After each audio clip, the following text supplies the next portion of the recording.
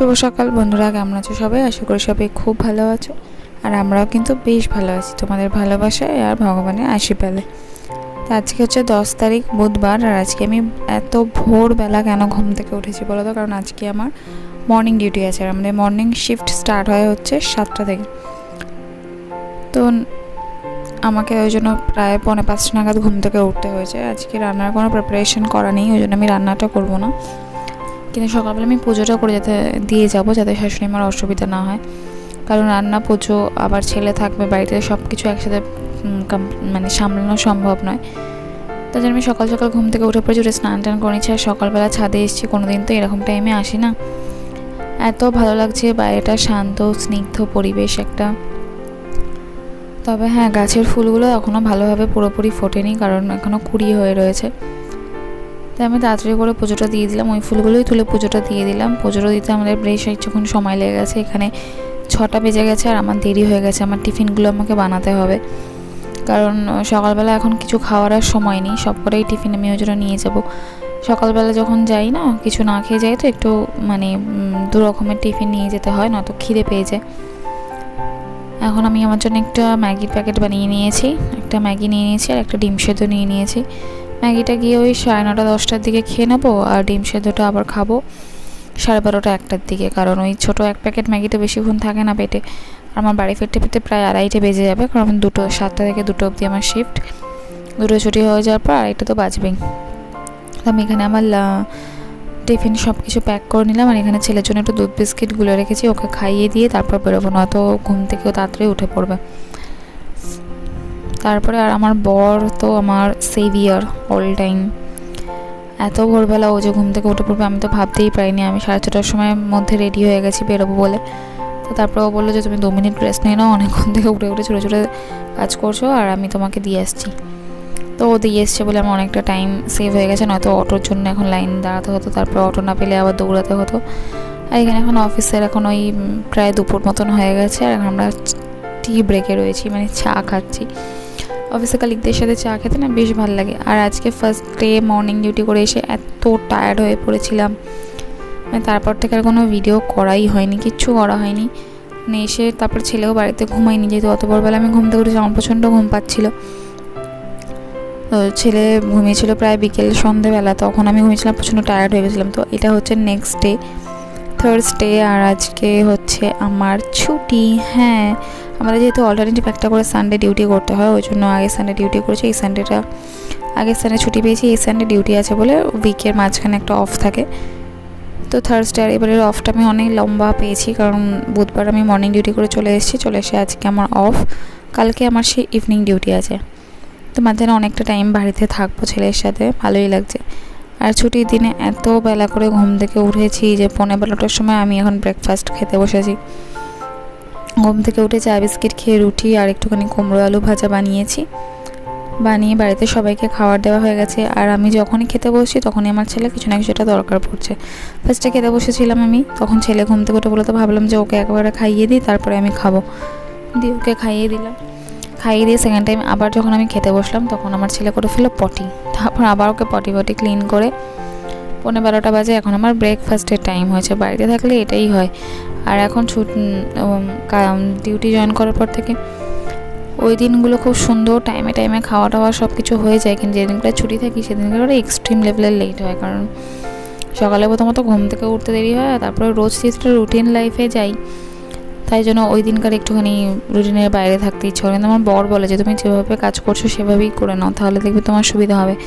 কিন্তু সত্যি কথা আমি পারি না, আমার মনে হয় যেন একটু ল্যাথের দিন আছে, একটু ল্যাথ খাই। আর এদিকে আমি বানাচ্ছি, ভাত হয়ে গেছে আমার, মাছের ঝোল বানাচ্ছি। জ্যান্ত রুই মাছ নিয়ে এসছে, সেই জ্যান্ত রুই মাছের ঝোল হবে। আমার বর খাবে ডাল আর ডিম ভাজা। আর এখানে কচুর শাক আছে একটা, আমাদের পাশের বাড়ির এক বৌদি কচুর শাক রান্না করেছিল, দিয়ে গেছে। তো তাই জন্য আমি আর কিছু রান্না করব না। আর রাত্রের জন্য কুমড়োর একটা তরকারি রান্না করে রেখেছি। এদিকে দেখো, এখন কিন্তু আমার ছেলে বেশ একা একা খাওয়ার চেষ্টা করে, কিন্তু আমাদেরই দোষ, আমি ওকে একা ছাড়ি না খাবার নিয়ে। ওকে যদি একা ঠিক মতন খাবার নিয়ে ছাড়া হতো, তো এতদিনে মনে হয় একা খেতে শিখে যেত। আর দেখো, ক্যামেরাতে নিজেকে দেখতে পেয়ে কত রকমের রঙ্গভঙ্গ করছে মুখের মধ্যে। আর খুব চেষ্টা করছে একা একা খাবার নিয়ে মুখের মধ্যে দেওয়ার। তারপরে খেয়ে দিয়ে ও ঘুমিয়ে গেল আর আমরাও একটু ঘুমাচ্ছিলাম। তারপর বিকেলবেলা আমরা রেডি হয়ে গেলাম। আর একটা কথা তো বলাই হয়নি, আজকে হচ্ছে শুভ ঈদ, তো সবাইকে জানাই ঈদ মোবারক।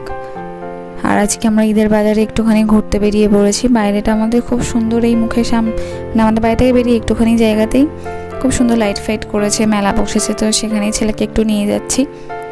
আর দেখো একা একা কীরকম সিঁড়ি থেকে নামবেও, ওইটা ধরে ধরে ধরে খুব ভয় লাগে এখন ওই জন্য সিঁড়ির দিকে দরজা খুলেই রাখা যায় না, কারণ খুলে রাখলেই আমার ছেলে সিঁড়ির কাছে চলে আসে, সে কোন দিন দেখবো নিচে নেমে চলে গেছে, তাই জন্য দরজাটা বন্ধ করে রাখা হয়।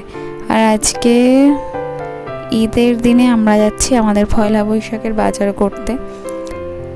তো পয়লা বৈশাখের বাজার যেহেতু এখনও হয়নি, আমার ছুটি থাকে না বলে তাকে যাওয়া হয়নি। আগের দিনই যাওয়ার কথা ছিল, মানে বুধবার গতকাল, কিন্তু ওই যে বললাম আমার লেট লেগে গিয়েছিলো, তখন যাইনি। তো আজকে বললাম যে চলো আজকে যাই, নয়তো আবার এরপরে দুদিন আমার ইভিনিং ডিউটি আছে, পসিবল হবে না যাওয়া। আর দেখো এখানে ঈদের জন্য কি ভালো সাজিয়েছে, কি ভালো লাগছিল, মানে অকেশন যাই হোক যদি এরকমভাবে রাস্তাঘাট সাজানো থাকে না, খুব ভালো লাগে আমার। একটা বেশ বাইরেটা বেশ মানে উৎসবের একটা মরশুম মনে হচ্ছে। আর এখানটাতে মেলাও বসেছিল, তো ওই জায়গাটা তো ভিড় ছিল, আমি আর ক্যাপচার করতে পারিনি। আর এখানে দেখো আমার ছেলে বাজার কলকাতা এসে কী করছে, আমাদের বাড়ির কাছাকাছি একটা বাজার কলকাতা খুলে গেছে, আগে একটু দূরে যেতে হতো, এখন আর যেতে হচ্ছে না। তো এখানেই চলে এসেছে ছেলের জন্য জামা কিনতে, আর জামা নেওয়া হয়ে গেছে। প্রচণ্ড ভিড় ছিল ওখানে, দেখো একটুখানি ক্লিপ আমি নিয়েছি, এত ভিড় ছিল যে ওখানে খুব একটা বেশি মানে ভিডিও করা পসিবল হয়ে ওঠেনি। আর তারপরে আমরা এখান থেকে একটুখানি জায়গাবাস থেকে একটুখানি এগরোল কিনে নিয়েছি বাড়ির সবার জন্য, কিনে নিয়ে তারপরে বাড়ি চলে এসেছি। বাড়িতে এসে সবাই খেয়ে ঠেয়ে নিয়েছি। আর এখন দেখো আমাদের পয়লা বৈশাখের শপিং, তো এই কুর্তিগুলো আমার জন্য কেনা হয়েছে। এটা কলমকারি ছাপা ছিল, কলমকারি ছাপাগুলো আমার বেশ ভালো লাগে।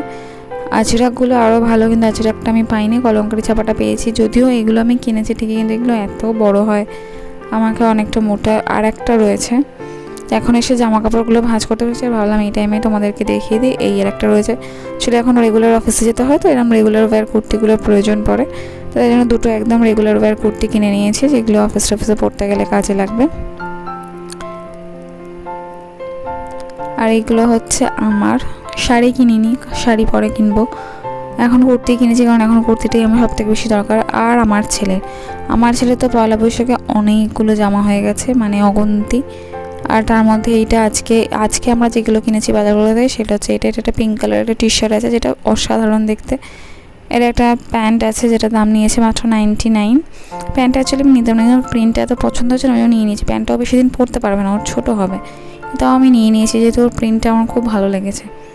আর এখানে একটা গেঞ্জি প্যান্টের সেট আছে, এটা আমার আর দুটো হাফ প্যান্ট এক্সট্রা আরও নিয়েছি, কারণ প্যান্ট তো লাগেই বাচ্চাদের বেশি বেশি। আর এই গেঞ্জি প্যান্টের সেটটা আমার খুব পছন্দ হয়েছে। আর এগুলো মানে এখন তো নতুন আছে পরতে, তারপর ঘরে রাত্রিবেলা এসি চলে না, এরকম টাইপের সামনে ফ্রন্ট ওপেন এই গেঞ্জিগুলো পরে সরলেও সুবিধা হয়। আর খুব নরম কাপড়। এই আমার ছেলের কিন্তু আরও অনেক জামা কাপড় আছে, যেগুলো সব ধুয়ে দেওয়া আছে পরবে বলে, এগুলো তো আমরা কিনেছি। আর ওর ঠাম্মি কিনেছে আরও তিনটে গেঞ্জি আছে নর্মাল ঘরে পরার, একটা শার্ট টাইপের আছে সুতির, একদম পুরো হাত কাটা শার্টগুলো যেগুলো বাচ্চারা পরে, ওগুলো সব আমি ধুয়ে দিয়েছি, যাতে নীল ষষ্ঠীর দিনকার একটা নতুন পরতে পারে। আর পয়লা বৈশাখের দিনও ঠাম্মি দেওয়া জামা কাপড়গুলো পরবে, তাই জন্য ওগুলো দেখাতে পারলাম না। আর আমার বড়োরও জামাটা মা কিনে এনেছে, ওকে দিয়েছে, তো সেটা আমি রেখে দিয়েছি। আর আমার এই কুর্তিগুলোও কিন্তু আমার শাশুড়ি মাই কিনে এনে দিয়েছে, আমি কিনিনি। আমরা শুধু ছেলের জন্য জামা কিনে নিয়ে চলে এসেছি। আর আমার বর বলছিল যে তুমি কি কিনবে কেন, আমি বললাম যে না, মাত্র দুটো কুর্তি দিয়েছে, আমার এই মুহূর্তে আর কিছু লাগবে না, আবার পরে কিনবো। আমার লেগিংস আর স্কার্ফ কিনতে হতো, সেই দুটো আমি ভুলে গিয়ে চলে এসেছি। বড় যখন এতবার করে বললো কী লাগবে বলো, আমি বললাম কিচ্ছু লাগবে না। আর এখন বাড়ি এসে আমার মনে পড়ছে যে আমার একটা স্কার্ফ কিনতে হতো, তো কালকে আমাদের অফিসের বাইরে একটা দোকান আছে, ওখান থেকে আমি নিয়ে নেবো। আর এখন রাত্রিবেলা খাওয়া দাওয়া কমপ্লিট। এগরোল খেয়ে আজকে পেটটা এত ভার ছিল যে রাত্রে খাবার খেতে বেশ অনেকটা দেরি হয়েছে, 11:30টার সময় আমি রাত্রে ভাত খেয়েছি। আর এখন চলে এসে একটু হেয়ার অয়েল করতে, কারণ কালকে শ্যাম্পু করবো। আজকে বৃহস্পতিবার ছুটির দিন, কিন্তু আজ বৃহস্পতিবার বলে আমি শ্যাম্পুটা করতে পারিনি। তো কালকে ফ্রাইডে আছে, কালকে তো শ্যাম্পুটা করে নিতেই হবে, কারণ চুলটা একদম নোংরা হয়ে গেছে। আর এখন যেহেতু রেগুলার বাইরে বেরোই, তো ঘন ঘন শ্যাম্পু না করলে হয় না, তাই জন্য আমি চুলে ভালো করে তেল দিয়ে আর এসে করে নিয়েছি। আর এখন ওয়েদারটা এমন হয়ে আছে, মুখটা তো এত টেনে থাকে, তার জন্য ভালো করে মুখে ময়শ্চারাইজার ক্রিম মেখে নিচ্ছি। আর কারণ অফিসেও আমি সারাদিন এসিতে থাকি, বাড়িতেও রাত্রিবেলা করে এসি চলে, আর চোখ মুখ প্রচণ্ড টেনে যাচ্ছে আমার, পুরো ময়শ্চারাইজার ক্রিম দিয়ে পুরো না এসে করলে হচ্ছে না। আর কালকে আমার নীলষষ্ঠীর উপোস আছে, আর কালকে অফিসও আছে, ইভিনিং ডিউটি আছে। আর আমার ছেলে এখন ঘর মোছার কাজ করছে। তো দেখো, তো যাই হোক, আজকের ভিডিওটা এখানেই শেষ করে দিলাম। যদি কিছু ভালো লেগে থাকে তাহলে প্লিজ একটা লাইক করে দিও, আর কেমন লাগলো সেটা অবশ্যই কমেন্টের মাধ্যমে জানিও। যারা চ্যানেলটাকে সাবস্ক্রাইব করোনি প্লিজ করে দিও। আর সবাই ভালো থেকো, সুস্থ থেকো, আনন্দে থেকো।